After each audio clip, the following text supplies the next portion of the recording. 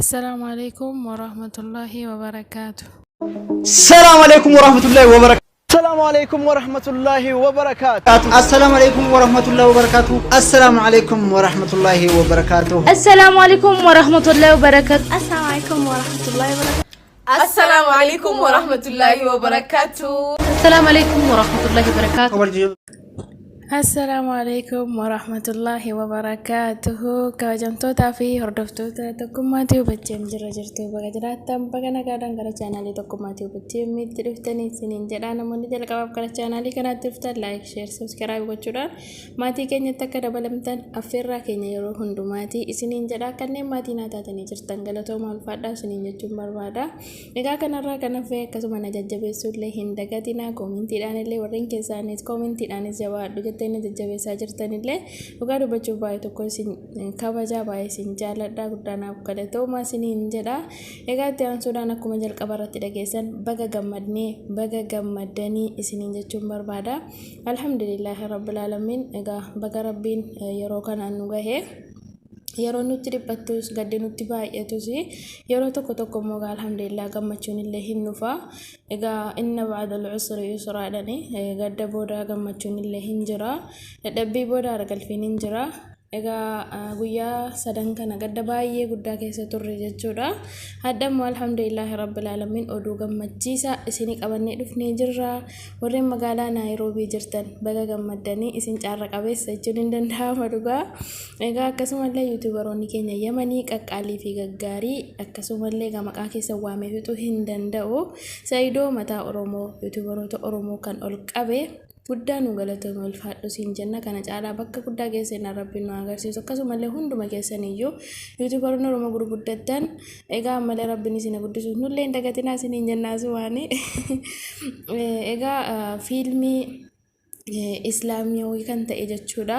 Fiilmii caarraa hojii kan jedhu ilma goota keenya ustaaza keenya ustaaz Amin Ibrootiin kan fiilmiin kun kan hojjetamee xumuramee guyyaan eebbasaa Seepteembar 25 magaalaa Naayiroobii keessatti jechuudha kan gaggeeffamu ta'a jedhanii gammadanii gammachuu jaraa dabarsanii gammachuu keenyas nu dabarsa kan jedhan yuutuubaroota Yamanii akkasuma yuutuubaroota ibsuu obsee jechuudha.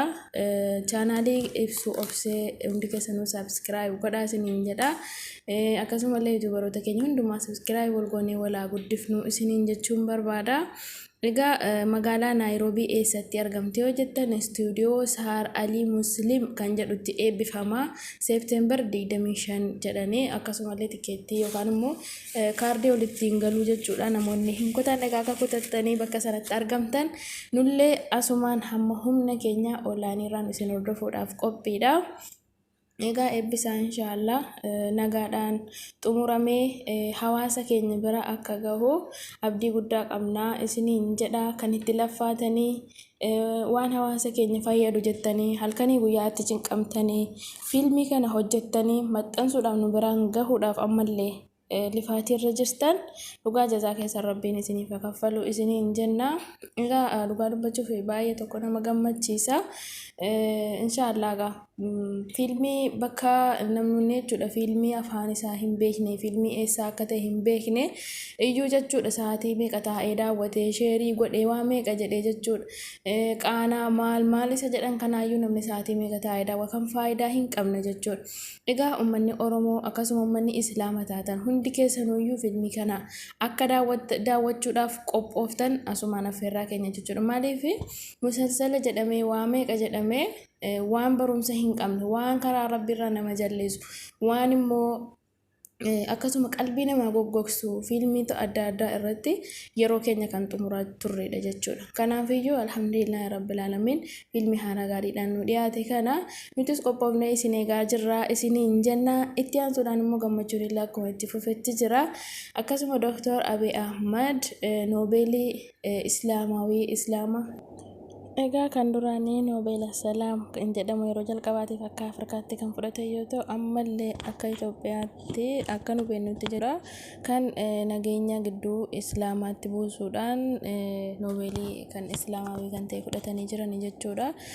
Baga gammannee baga gammadanii isaanillee jedha. Asirratti immoo hanga tokko gaafii wayitu natti dhagahame jechuudha. Fakkeenyaaf yeroo waggaa lamman yookaan immoo sadan darban keessatti waa hedduutu ta'e. Masjida hedduutu gubataa ture, beetekiristaanii hedduutu gubataa ture. Masjida kanaaf guyyaa tokko jechuudha masjidni 36 37 kan gubate naannoo Amaaraa, naannoo Oromiyaa, naannoo kamillee hin qabu jechuudha. Kan gubateef deebii tokkollee otoo hin kenneen irra darbame waan tokko otoo hin dhagahin jechuudha. Garuu waan gadi qabaadhaan godhame hin beeknu akka nama tokkotti waan sooshaal miidiyaa irratti dhageenyedha. Wanti nu dhageenya hin jiru mafteen kenname yookaan immoo waan kana irratti tarkaanfiidhaan fudhatamuu hin argine jechuudha. Namoota badii kana hojjetanii masjida kana gubaa turanii fi wanti irratti kenname hin jiru. Egaa maalumaaf iyyuu baga gammadanii gidduu kanatti immoo isa darbeef darbeera jedhanii gidduu kanatti immoo taa'anii mari'atanii rakkoo uummata Islaamaa taa'anii hiikanii rakkoo majlisaa jechuudha. Taa'anii hiikanii walitti nagaa taasisanii jedhanii hedduutti gammadeen jira jechuudha. Kanarratti garuu immoo isa darbeef immoo quuqaman qaba jechuudha akka nama tokkotti. Egaa waan hundaafuu rabbiin biyya keenyas khayrii haa godhu, nagaa haa godhu, nama keenyas nagaa haa godhu, kan beela'ellee rabbiin beela haa baasu, kan neebotes akkasuma rabbiin neeboo haa baasu, biyyi keenya gahaa jennee hargalfiin nuuf haa darbu isiniin jedha. Kanillee biyya hambaa keessa jirtan hundumti keessanuu rabbiin nagaadhaan gammachuudhaan biyya keenyatti nagaan nu haa naannessu. Egaa kanarraa kanaaf bakka jirtanutti nagaa fayyaanaa ta'a isiniin jechuun barbaada.